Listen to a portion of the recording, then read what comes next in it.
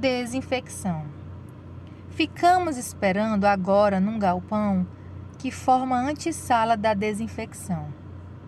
A SS vem com cobertores sobre os quais devem ser jogadas as poças pessoais, todos os relógios e todas as joias.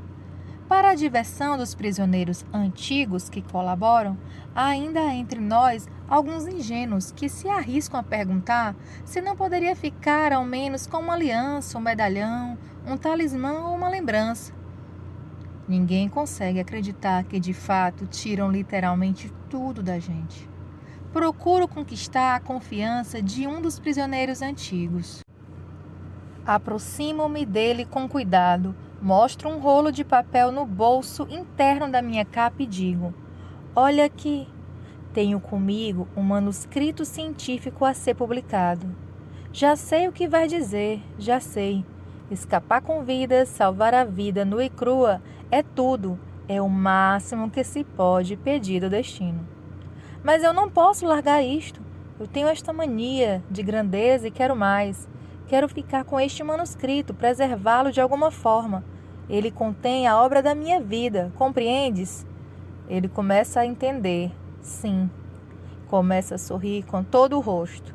Primeiro compassivo, depois como se fosse divertido. Fica de olhar zombeteiro e gozador até botar uma careta e gritar comigo, liquidando a minha pergunta com uma única palavra, aquela palavra que desde então sempre ouviria como a mais usada no vocabulário do prisioneiro do campo de concentração.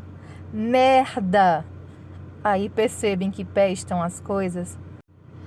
Faço aquilo que representa o ápice de toda essa primeira fase de reações psicológicas. Dou por encerrada toda a minha vida até ali. De repente, surge uma movimentação no grupo de companheiros do transporte, parados, pálidos de medo, discutindo desorientados. Mais uma vez, os comandos gritados com voz rouca, todos são tocados na corrida e aos empurrões para dentro da antessala propriamente dita do banho. Estamos numa poça grande, em cujo centro um homem da SS aguarda até que nosso grupo esteja completo. Então começa. Dou 2 minutos. Estou olhando para o meu relógio. Dentro de 2 minutos, vocês têm que estar completamente nus. Atirem tudo no chão. Não podem levar nada, exceto sapatos, cintos ou suspensórios. Um par de óculos no máximo. O bragueiro de quem tem hérnia. Vou cronometrar. 2 minutos. Já! Com uma pressa incrível, o pessoal arranca a roupa do corpo. À medida que o tempo vai se esgotando, forçam a roupa, correias e cintos e se despem, cada vez mais nervosos e desesperados. Súbito, os primeiros estalos. Sobre os corpos nus descem chicotes. Somos levados para outra sala. Então, nos raspam o pelo de cima a baixo. Não somente da cabeça. Não fica um pelo no corpo inteiro. Dali somos tocados para dentro dos chuveiros. Entramos mais uma vez em fila. Um prisioneiro mal reconhece o outro, mas é com grande alívio e alegria que alguns constatam que dos chuveiros realmente sai água. O que resta? A existência nua e crua. Enquanto ainda esperamos pelo chuveiro, experimentamos integralmente a nudez. Agora, nada mais temos senão esse nosso corpo nu, sem os cabelos. Nada possuímos, a não ser literalmente nossa existência nua e crua. Que restou em comum com nossa vida de antes? Para mim, por exemplo, ficaram os óculos e o cinto. Este, entretanto, teria que ser dado em troca de um pedaço de pão mais tarde. Para quem usasse bragueiro, ainda houve uma pequena surpresa especial à noite. O encarregado do nosso barracão pronunciou uma saudação na qual deu a palavra de honra de que quem tivesse costurado dólares ou metal precioso em seu bragueiro seria enforcado por ele pessoalmente neste barrote aqui, apontando com o dedo. Com muito orgulho declarou ter esse direito, como encarregado do grupo e segundo o regulamento do campo. Os sapatos, com os quais em princípio podíamos ficar, foram um capítulo à parte. Calçados de relativa qualidade acabavam sendo tirados da gente, recebendo-se em troca um par que não servia. Deram-se mal aqueles que seguiram o conselho, aparente bem intencionado, dos prisioneiros veteranos da guarda na antessala, de cortar o cano de suas elegantes botas e disfarçar esse ato de sabotagem passando sabão no corte. A SS parecia estar esperando justamente por isso e mandou que todos se apresentassem para a vistoria dos sapatos. Quem entrasse em suspeita de ter cortado o cano da sua bota era obrigado a entrar num pequeno quarto contíguo.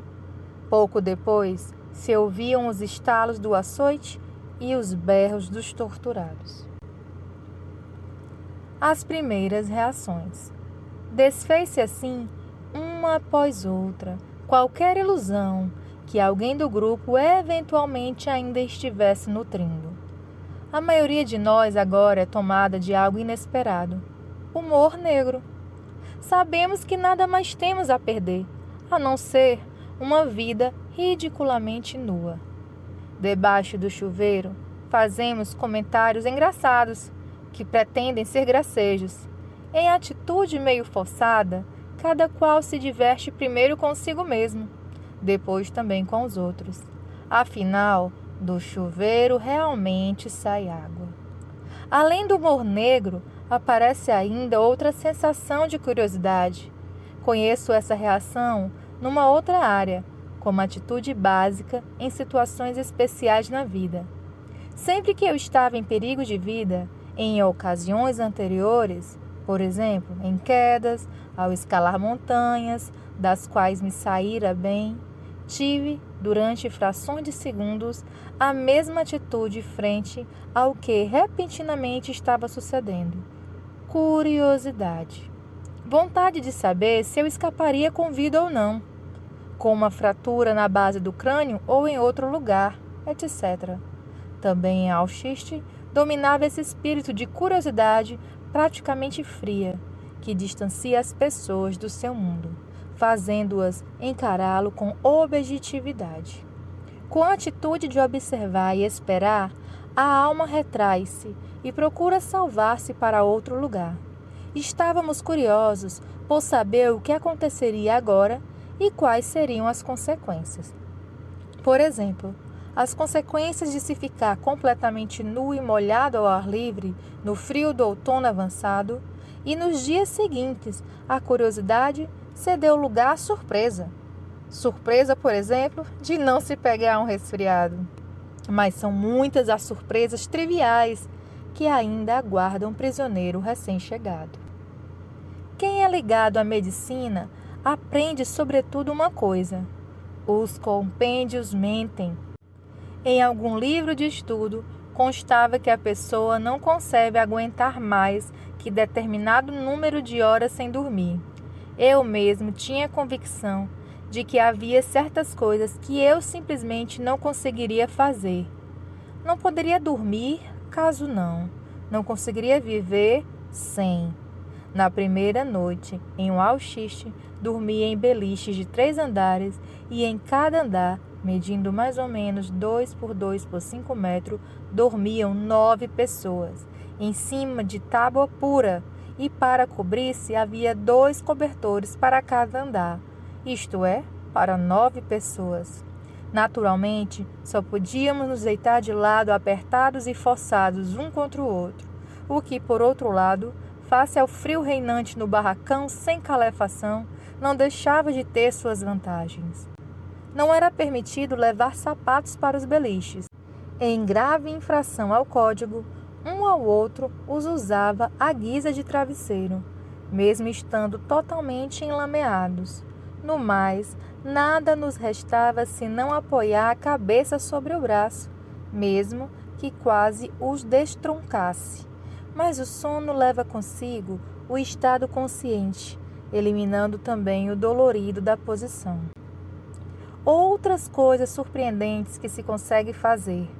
Passar meses ou anos no campo de concentração sem escovar os dentes e mesmo assim ter uma gengiva em estado melhor que nunca, apesar da considerável deficiência de vitaminas. Ou usar a mesma camisa durante metade de um ano, até ela ficar completamente irreconhecível. Não poder lavar-se de forma alguma, nem parcialmente, por estar congelada a água nos canos do lavatório. Não ficar com pus nas mãos feridas e sujas de trabalhar na terra, claro, enquanto não houvesse sintomas de congelamento. Uma pessoa de sono leve, que costumava acordar com o menor ruído no quarto ao lado, aperta-se agora contra o companheiro, que ronca a plenos pulmões, a poucos centímetros de seu ouvido e consegue cair em sono profundo logo depois de deitar. Então, nos dávamos conta da verdade daquela frase de Dostoiévski, que define o ser humano como ser que a tudo se habitua. Podem perguntar-nos, nós sabemos dizer até que ponto é verdade que a pessoa a tudo se acostuma, sem dúvida, mas ninguém pergunte de que modo.